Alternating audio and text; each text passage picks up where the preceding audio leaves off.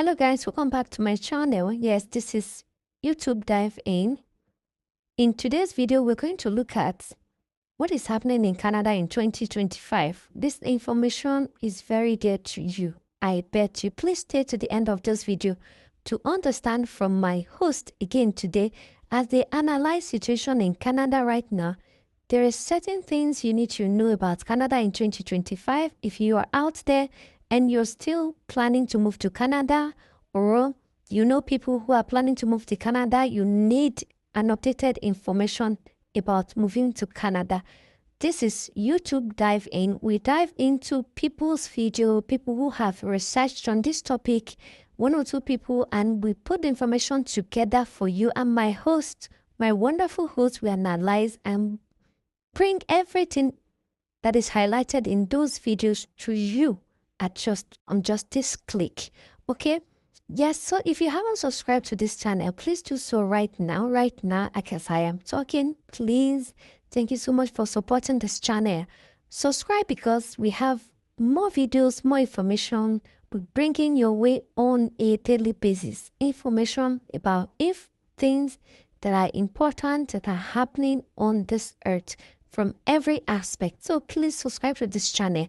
Today, let me just hand you over to my host so that they will take you, diving you deeper into what is happening in Canada in 2025, according to people's research, according to people's experience, according to people's testimony. So you need to learn and be well informed because information, they say, is key. If this video is not important to you, it's going to be important to people that you know who are planning to come to Canada. So let me hand you over to my host once again. Stay tuned till the end of this video. Like the video, share, and drop your own opinion or your own experience in the comment section. Thank you. I'll see you again. Okay, so today we're gonna dive into a question that we've gotten a ton of requests to look at. Right. And that is moving to Canada. Mm-hmm. What's the real story on moving to Canada right now? Right. Yeah, I've noticed a lot of people are asking about this too. Yeah, and and you guys have sent us some really interesting resources. One of them is a YouTube video by Helen Owasani, and she talks about her experience living in Canada for the past 5 years. Okay, interesting. And then we have a video by Gursahib Singh, and this is a YouTube video as well. And he breaks down the recent changes to Canada's express entry system. Got it. So we've got, firsthand experience from Helen, and then we've got some expert analysis on these policy changes from Gursahib. And our mission today is to extract the key insights from these sources so you can make the best decision for you. That's right. Yeah, we've got those two angles, the personal perspective and then the kind of more technical nuts and bolts of the policy changes. So I think we can really unpack this in a helpful way. So let's start with the job market because Helen really emphasized how much things have changed. Yeah, that's a good place to start. She described, pre-COVID, it was relatively easy to find work in Canada, through online applications, even just reaching out on LinkedIn. Right. But post-COVID, it seems like the landscape has changed dramatically. Yeah, the job market has definitely tightened. Yeah, and she attributes this to a huge influx of skilled individuals all vying for the same positions. Mm-hmm. So, that whole idea of like easy jobs in Canada, maybe we need to reevaluate that. Yeah, I think that's a really good point. The narrative that it's just easy to get a job in Canada, that may not be the case anymore. Yeah, and for you listening, maybe that's something to really think about, is that you might be facing a much longer job search than you anticipated. Right. And don't rely solely on online applications. Right. She mentions that networking and referrals are more crucial than ever. Yeah, those personal connections can really make a difference. Absolutely. And even, she even went so far as to say that even further education isn't a guarantee of employment anymore. Yeah, that's really telling. And she's seen a lot of people online sharing their struggles, months or even a year of unemployment despite having degrees. Wow. Yeah, it's a much more competitive landscape. Yeah, and so that expectation that you'll just land a job right away, maybe that's not the reality anymore. Right. But she did point out that certain sectors are still in high demand, specifically skilled trades, things like construction, agriculture, plumbers, electricians, and also healthcare. Right. Those are areas where there's a consistent need. Yeah, so if your background is in those fields, your job prospects might look a bit different. Yeah, and maybe even brighter. Yeah, exactly. So if you're listening and you have skills in those areas, maybe Canada is still a really good option for now. Absolutely. And just to reiterate that point about networking, don't underestimate the power of making connections, in a more competitive environment like that. Yeah, absolutely. Okay, so Gursi Hib Singh, he gives us a glimpse into how the express entry changes could impact the job market. Hmm. And specifically, he talks about the removal of bonus points for LMIA-approved job offers. Right. So for our listeners who might not know what that is, an LMIA is a labor market impact assessment. Right. And it's basically a Canadian employer proving that they need to hire a foreign worker. Okay. So before, if you had an LMIA-approved job offer, you would get extra points in the express entry system. Right. So this gave you a big advantage when applying for permanent residency. Yeah, exactly. But now those bonus points are gone. So if we connect this to what Helen is seeing, Yep. The removal of those bonus points might level the playing field a bit. Yeah, I think that's a good point. It could create more opportunities for skilled workers who haven't been able to secure an LMIA, but they still have strong profiles. Right. But, as Garcia points out, it also takes away an advantage for those who did genuinely get a job offer with an LMIA. Right. So there are definitely pros and cons to this change. Yeah, it's not a simple issue. It's complex. And so for you, thinking about your career goals in Canada, factor in these evolving realities in the job market and how these immigration policies, might affect you. Yeah, it's all connected. Okay, so we've talked about the job market and how it's gotten more competitive. Mm-hmm. But Helen's next point is about the cost of living and how it's just skyrocketed. Yeah, that's a huge factor. And this is something you really need to consider in your financial planning. Absolutely.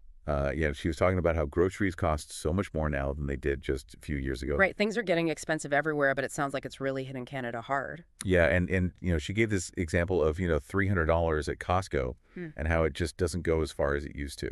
Yeah, that's a really concrete example that I think a lot of people can relate to. Right. So for you listening, really prioritize in-depth research on the cost of living in specific cities. Yeah, don't just look at the averages, dig into real-world examples. Yeah, because it could be a lot higher than you anticipate. Right, and that can really impact your quality of life. Absolutely. If you're constantly struggling to make ends meet, that's going to take away from the enjoyment of living in a new country.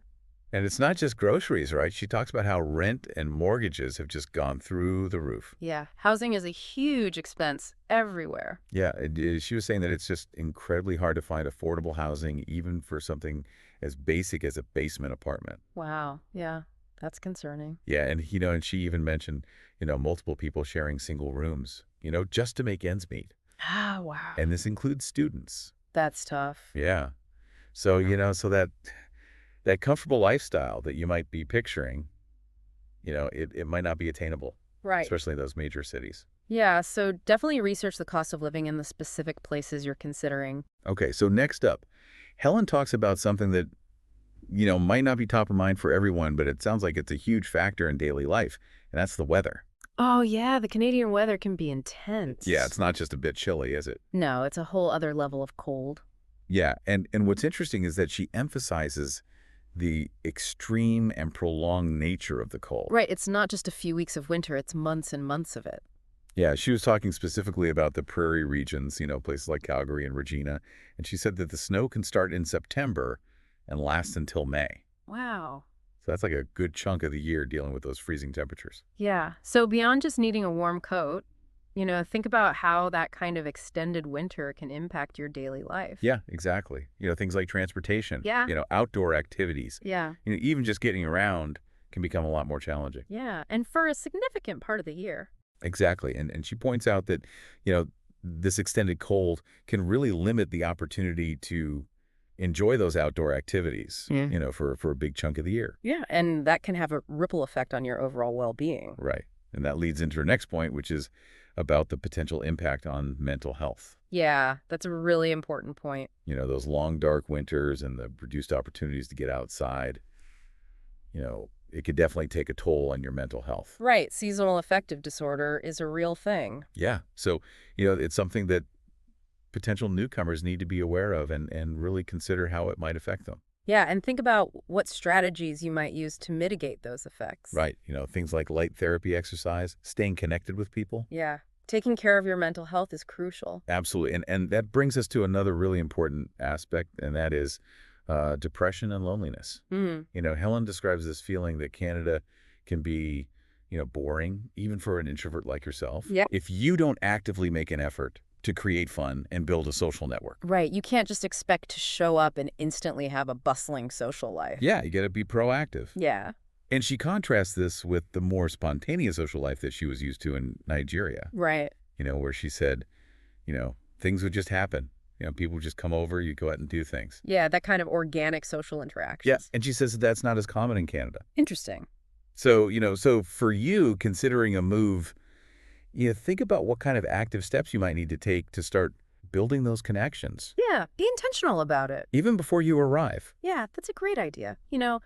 Join online communities, reach out to people in your field who are already in Canada. Right. Just start putting yourself out there. Yeah, and she also brings up the expense of activities and travel within Canada, Right, that's something I hadn't considered. which can further limit your opportunities to explore and meet people. Yeah, especially during those long winter months. Exactly. So, Yeah. you might have this idea of, exploring all these amazing places in Canada, but, it can be quite expensive, Right. especially if you're coming from a country with a lower cost of living. Yeah, that's a good point. Okay, so now let's shift gears a bit and talk about the pathways to citizenship and permanent residency, Okay. because Helen gives a pretty good overview of how the student route in particular has become more restricted Mm-hmm. and more competitive. I've heard that too. And what's interesting is that she says that obtaining a postgraduate work permit is no longer a guarantee. Really? Yeah. And this used to be a really common stepping stone for international students who wanted to stay in Canada permanently. Right. So this is a big change. Yeah, it definitely makes things more challenging. Yeah, and she even mentions deportations, as a sign of this increased scrutiny. Wow. So for you, considering the student route, just know that it might not be the straightforward path to permanent residency that it once was. And she points out that even for those seeking permanent residency directly, through programs like Express Entry, Mm-hmm. the requirements have become more stringent. Yeah, they're raising the bar. Yeah, they're putting a greater emphasis on things like family ties in Canada, Mm-hmm. having advanced degrees, Okay. and you need higher CRS scores. Right. So for our listeners, the CRS is the comprehensive ranking system, and it's used to assess your profile in the Express Entry pool. Yeah.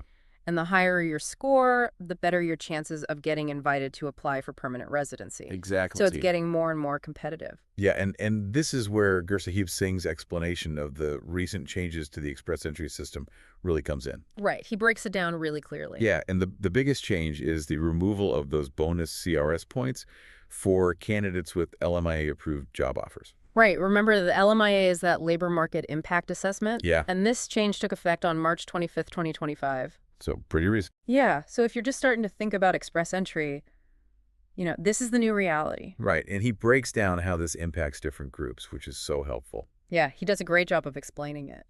So for those who haven't even created an Express Entry profile yet, they just won't see these bonus points as an option. Right. The system is already updated. But for those who already have profiles and are waiting for an invitation to apply, Mm-hmm.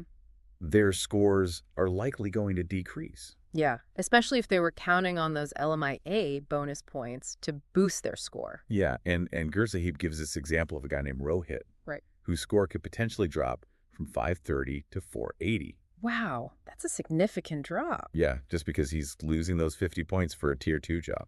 Yeah, so that really illustrates the impact of this change. But on the flip side, Mm-hmm. he clarifies that those who have already applied for permanent residence with the bonus points, Right. they're not affected. Yeah, so if you're already in the system, you're good. Yeah, so that's a relief. But for those who are applying without LMIA-backed job offers, Mm-hmm. there's a potential silver lining. Yeah, this could actually be good news for some people. Yeah.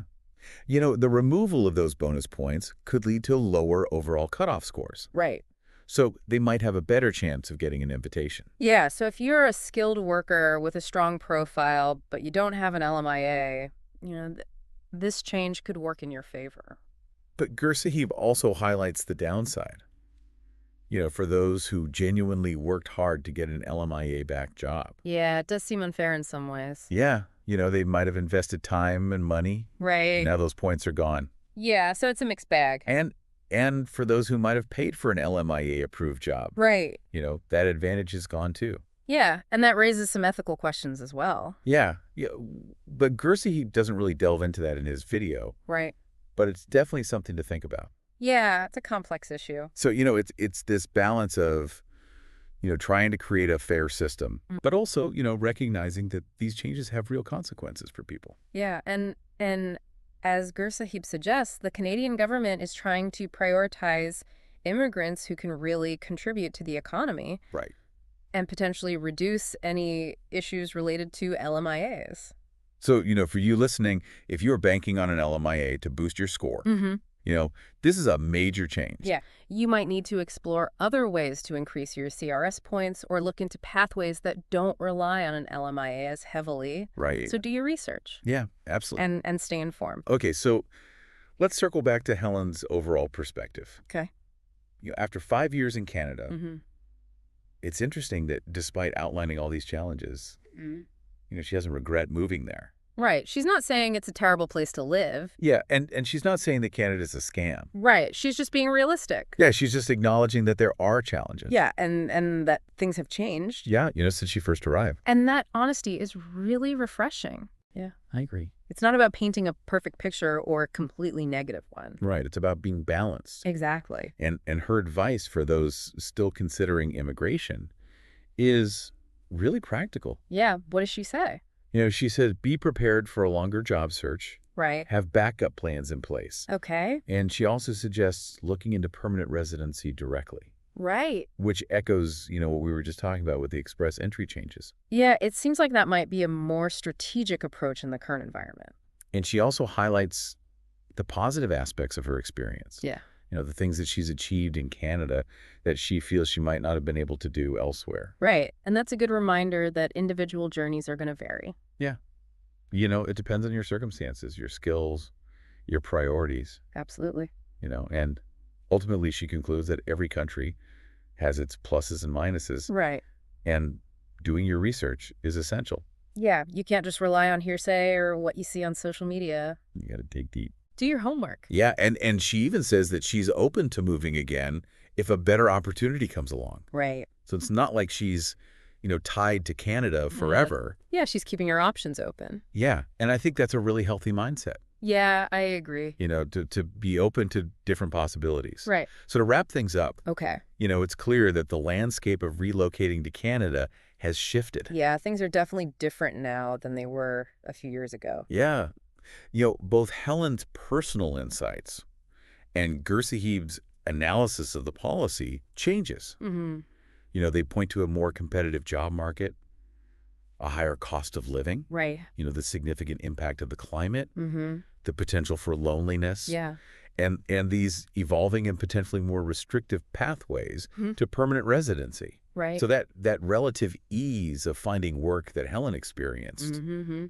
you know, that might not be the norm anymore. Yeah, expectations need to be adjusted. Yeah, and the student route is definitely under greater scrutiny. Right. And the express entry changes, you know, while they might be beneficial for some, Mm-hmm. they definitely remove advantages for others. Yeah, especially those who had LMIA-backed job offers. Right. So it's a complex landscape. Yeah, and the bottom line is you need to do your research Absolutely. and set realistic expectations. Yeah, that's key. And for you listening, you know, we hope this deep dive has given you a valuable snapshot of the current situation. Yeah, I think we covered a lot of ground. Yeah, and hopefully you can use this information to make informed decisions about your future. Yeah, that's the goal. And it raises a really important question for you to consider. Mm-hmm. You know, taking into account all of these perspectives and the recent changes, Right. what are the most important factors that you're going to weigh when making decisions about your future? Yeah, that's the million-dollar question. You know, what are your priorities? Right, what are your deal breakers? What are your must-haves? Yeah, and what further questions does this deep dive bring up for you? Right, you know, as you continue your own research. Yeah, keep digging, keep asking questions. And don't be afraid to reach out to people who are already living in Canada. Yeah, get those firsthand perspectives. Yeah, because ultimately, you know, it's your life. Right. It's your decision. You get to choose your own adventure. Absolutely. And we're here to help you along the way. That's right, we're a resource for you. Okay, that's it for today. Thanks for listening, everybody. Thanks for joining us. See you next time. Bye.